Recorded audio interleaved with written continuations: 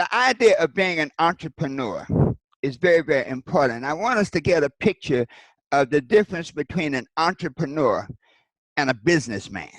Because sometimes we get the two confused. See, entrepreneurs represent the bridge between an idea and a company. You take a look at somebody like Steve Jobs. Steve Jobs was an entrepreneur.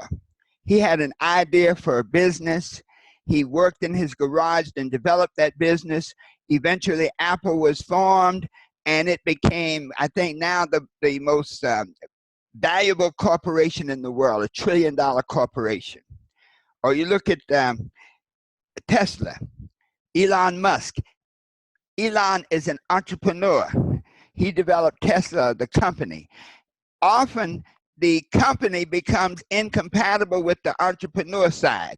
So think about it. Remember, there was a time when Steve Jobs was actually fired from Apple, and he was replaced by, I think, John Sculley, because a company has a different dynamic from an entrepreneur. A company is like stability and systems. Entrepreneur is like idea and creativity. As a matter of fact, Elon Musk, his company now, they've been saying in the news they're considering getting rid of him as the CEO. So the entrepreneur is that special person that goes from the idea to the manifestation of a company. Many of us think we want to be entrepreneurs. And one of the first keys of being an entrepreneur is you can't be a follower. You can't follow somebody into a good idea. You can't follow somebody into a business. And so as an entrepreneur, you have to have your own idea, something you want to be, do, and have, something that you want to create. And so before you jump into the arena and say, I want to be an entrepreneur, I want to be a business person, I want to own a business, be clear of the difference between an entrepreneur and a businessman, number one. And then two, let's look at what are some of the things you need to look at before you jump into that entrepreneur stream.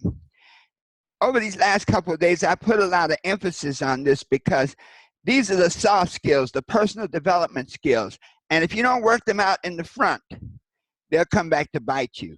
Benjamin Franklin said, to cut a tree down, spend 90% of your time sharpening the axe and 10% cutting the tree.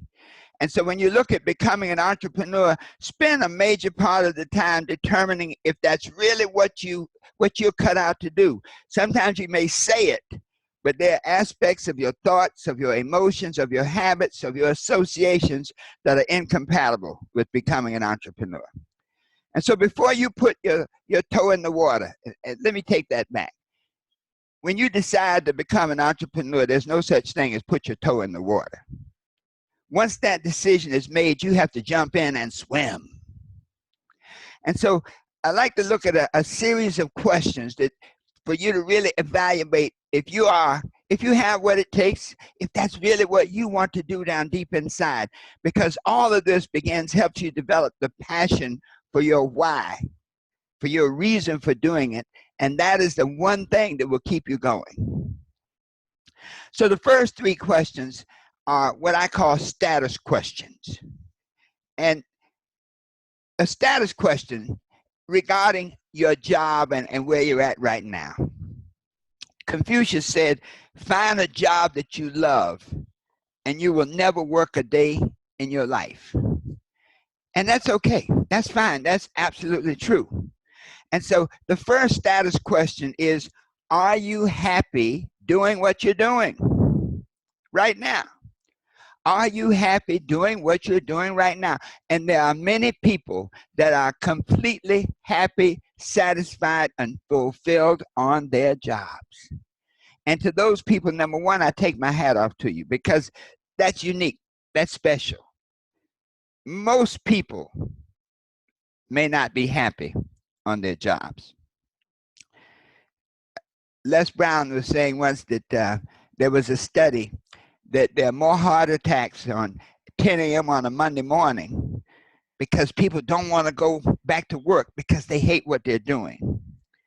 And so are you happy doing what you're doing? Are you happy in your present position, on your present job? If so, hallelujah. If not, if you're not satisfied, if you're not fulfilled, then you need to keep looking. Now, it's like that's one key point. Are you happy? Number two, do you feel that you have much more to give than they can utilize on your job? One of my clients was a teacher, and I know that many of you have been teachers. And as a teacher, you often come to that point where you really want to do more. You see the potential in a child, and you want to give them more of your time and your efforts. But the system, the structure won't allow it.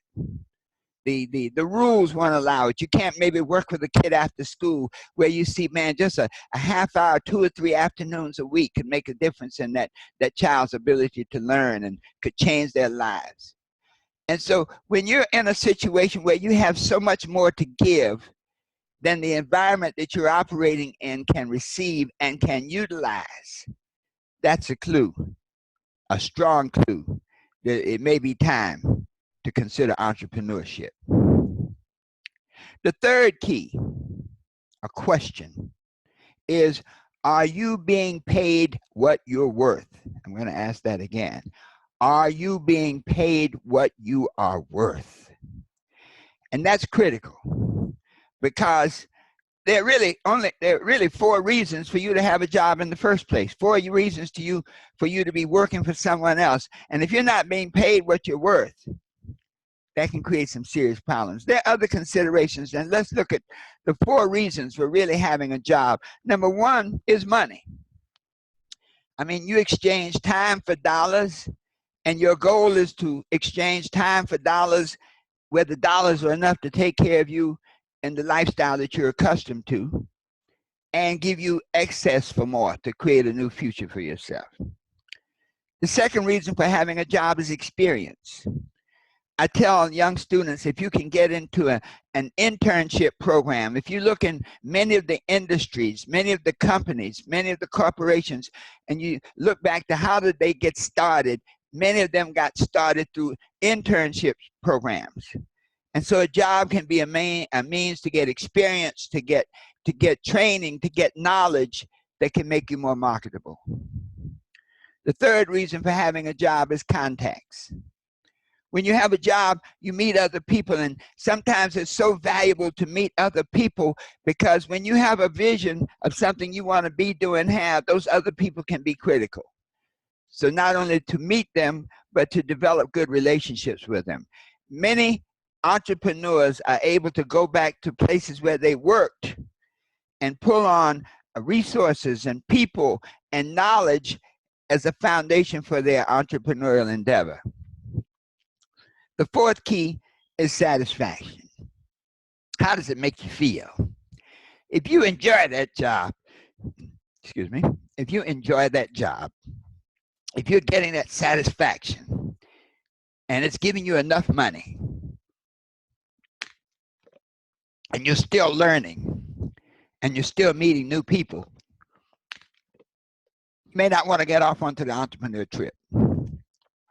If you are sure that that job will take care of you for the long haul, which is doubtful. If you take steps that it doesn't matter, where you accumulate, one of my friends was saying, if they get 5 more years on the job, they don't need to work until they're 55. He said if he could just get 5 more years on the job, he's doing very well, then he will have accumulated enough money that it doesn't matter anymore, because he knows the axe is coming. That's the pattern now. And so once you look at those 4 considerations, evaluate your present position right now. Is there room for more experience, or have you maxed out on experience? Sometimes when you've been at a job like that, you're not learning anymore. You're just going through the motions. Are you still meeting new people, people that you put into your Rolodex for future consideration? If you're not meeting any new people, that's a sign. Are you satisfied? Are you happy? Or are you in a rut? Have you accepted mediocrity? Have you accepted your condition? And rather than living your dreams, you live your fears. And you say, what do I have to do to keep this job? And then finally, are you making enough money? And not just enough money to sustain yourself. You see, if a job really works for you, then you should be making enough money to save and to invest, because that job then becomes your money source for your life. We think of people like Miss McCarty, the lady down in, I think, Mississippi, Osceola McCarty, a lady who never made more than $200 a week as a washerwoman, but over 40 years she was able to save and invest enough money to set up a $150,000 scholarship for girls who didn't get a chance to go to school. And so if you're making enough money on your job where you can take care of your family, where you can save, where you can set aside, and where you can invest for that time when the job may not be there, then you may consider sticking with it. But let me tell you something. There are certain facts about a job that may not be true. The first, when you're on a job, you're working on somebody else's dream. Second, when you're working on somebody else's dream, they are only going to pay you a value based on what you are worth to them, not pay you on your own true worth, your own true value. And so it's very easy on a job to be working but feeling underappreciated, especially as far as the money. If you're so good, if you're so valuable to the company, why don't they pay you more? And the reason they don't pay you more is because the job psychology understands that they're just going to pay you enough to keep you from quitting.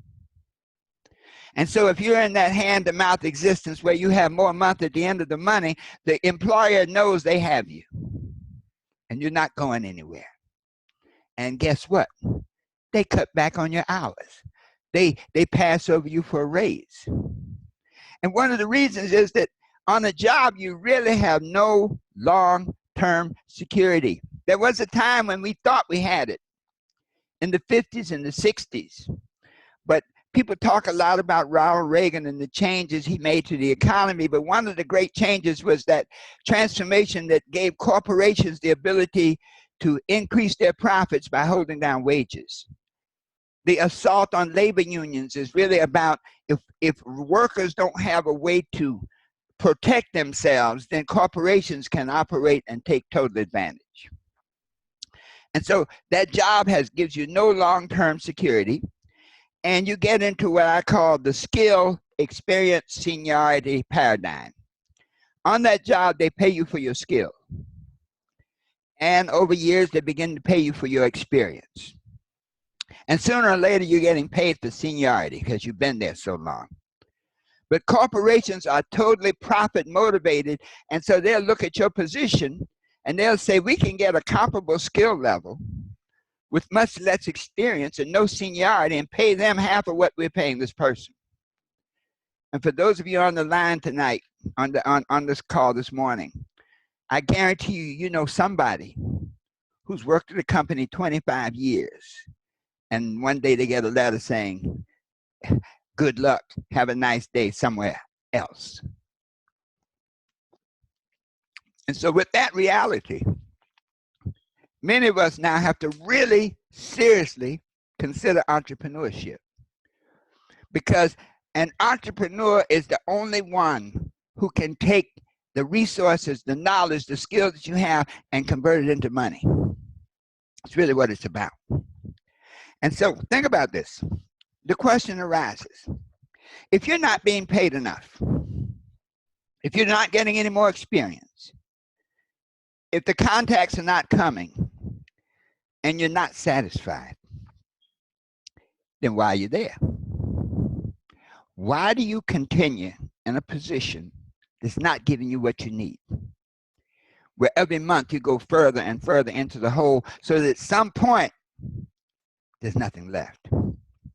And the main reason that the entrepreneur doesn't jump out there is because they're afraid. You may have that entrepreneurial idea inside, but that job is holding on to you, and you're afraid to jump out into the marketplace. And fear I like to think of as false evidence appearing real.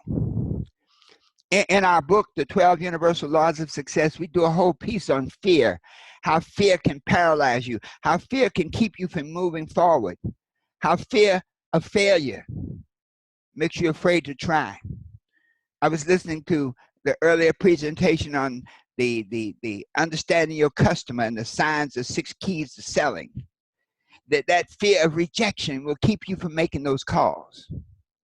And so fear is a reason that you stay stuck in that job, will keep you from making that entrepreneurial leap. You see, as an entrepreneur, you realize that failure is a dress rehearsal for success. One of the greatest entrepreneurs of all time was Thomas Edison. Edison, his goal was not to invent, his goal was wealth.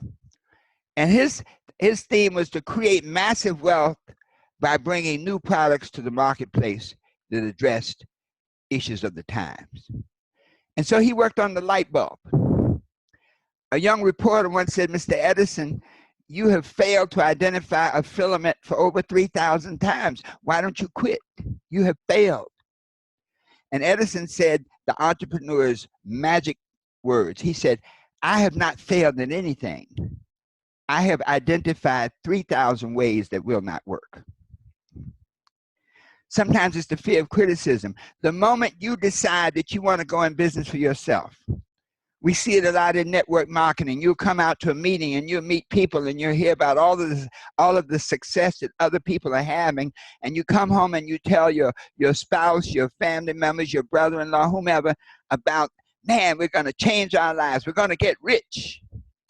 And by the time they finish raining on your parade, you want to go into witness protection. So fear of criticism can keep you from making that entrepreneurial leap. Sometimes you're so concerned about what other people think that it stops you. Let me tell you something. Anybody who's not paying your bills, anybody who's not an integral part of your upliftment and your success, I don't know if you want to listen to them. So often we listen to the wrong people. I was listening to the discussion about who do you learn from? I don't like to learn from a coach who's never played the game. If I want to learn how to fly, I want to learn how to fly from someone not only who flies, but who's crashed and burned and survived and flown again. And so criticism can just slow you down. To recognize that critics, there are no statues to critics. Neutralize, negate criticism. Sometimes you're afraid of change. You know, you can get so comfortable in that job environment of not having enough, of running out, of making do, of accepting. You can get comfortable looking your kids in the face and say, "Hey, you can't go to the school that you want to because we can't afford it." You can get comfortable looking at your family and say, "Listen, nobody wants to go to the Bahamas. Let's go across town. We can't afford that vacation." And so if you're living that life of constriction and circumspection, where you have literally created a box for yourself, then it's time to make a decision. And when I think of that decision that the entrepreneur has to make to go for it, not to put their toe in the water, because if you do that, you'll fail. To go for it flat out, where failure is not an option. I think about the story of a dog. A traveler was going along, and he saw a fellow sitting on the porch, and there was a dog sitting on the porch whimpering. And so the traveler said, "Well, what's wrong with the dog?" And the fellow said, "Well, the dog's in pain." Okay, well, why is the dog in pain? The dog is in pain because he's sitting on a nail. So the traveler says, "Well, why doesn't the dog get off the nail?" And the man in the rocking chair said, "Because it doesn't hurt bad enough."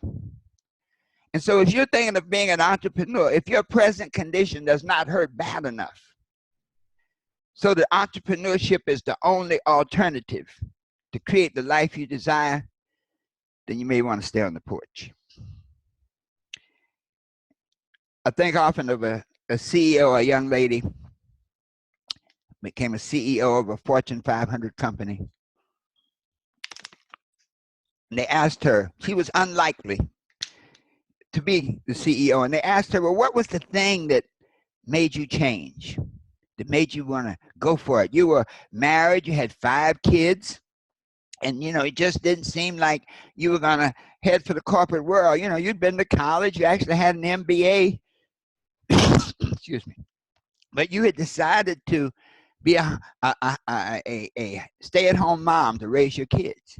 What was the difference? What made that change? She said, one day my husband was going to work, and I said, hey, hon, can I have $10? And she said, he looked at me and said, $10 for what? And she said, in her mind right then, that was her shift. That was that pain that made her change. She said, with 5 kids, and you're going to ask me for what? And she said at that moment, she said she would never ask anybody for anything ever again. And boy, let me tell you something, the power of a made-up mind. If you're going to be an entrepreneur, you have to have that same power, that made-up mind, that within 5 years, she was on top of a major corporation. Someone once said, well, what's your husband doing now? She said, he works for me. He's in charge of transportation. And so, folks, if that pain is great enough that you're now looking at becoming the entrepreneur, then the next step is the transformation process. We're going to sharpen the axe now. So step 1 of the transformation process is to be honest with yourself. That when you look at your situation, when you look at your condition and it's not the way you want it to be, you can't blame anybody else. You can't say, well, I'm not being paid enough because they don't want to pay me. I'm not advancing enough because I'm white, I'm black, I'm short, I'm tall. To be honest with yourself, to stop blaming anybody outside yourself, to stop making excuses, to stop deflecting. You see, whatever you defend, you extend. And so when you say, well, I'm not making enough on the job, but I'm hoping that next year I'm going to get a raise and everything's going to be all right, and all you do is extend your present condition. You're never going to get that raise. It's never going to be all right. It's going to get worse. Whatever you excuse, whenever you make an excuse, you perpetuate. And so to become the entrepreneur, you have to really be honest with yourself and look at your thoughts. What thoughts do you have that are incompatible with being an entrepreneur? Are you afraid? Are you thinking thoughts of lack and limitation? What emotions do you have? Are you afraid of rejection? Do you want to be loved by other people? Are you afraid of criticism? What habits do you have? Are you always late? Are you always unprepared? What associations do you have? Is everybody around you broke and you're the smartest person in the group? These are the questions you have to ask yourself before you take that step. This is the transformation that will help you become the person you need to be a successful entrepreneur. The second transformation question is to take responsibility for what is. In other words, whatever your condition is, and it's painful and it's unhappy, take responsibility for it and make this one decision, this value proposition. And it says, if it's to be, it's up to me.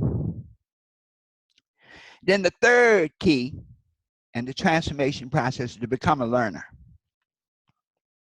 The moment you take responsibility to create the life you desire, you have to commit to the learning process.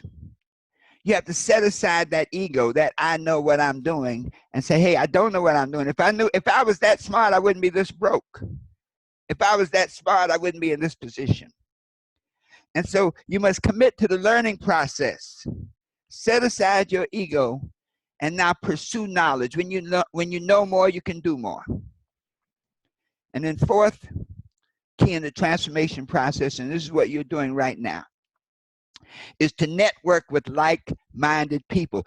The law of harmonics, the law of human magnetism says that when 2 or more gather on one accord, I am among them. And so when you begin to network with like-minded people, begin to go out and experience business people like yourself, and you'll find that other people in the same condition, same situation, and they've been making that decision. And you can learn from them and see how they overcame the fear, how they overcame the disappointment, how they overcame the insecurity. And so, folks, We're sharpening the axe. In order for you now to commit to becoming an entrepreneur with such strength and power that you won't fail, remember this. Ask those status questions. Are you happy? If not, why not? Do you have more to give? Are you being paid what you're worth? Evaluate your present position. To look at, hey, be honest with yourself. Take responsibility. Do the things that you need to do to really look at yourself in a critical way. And then finally, engage in the transformation process.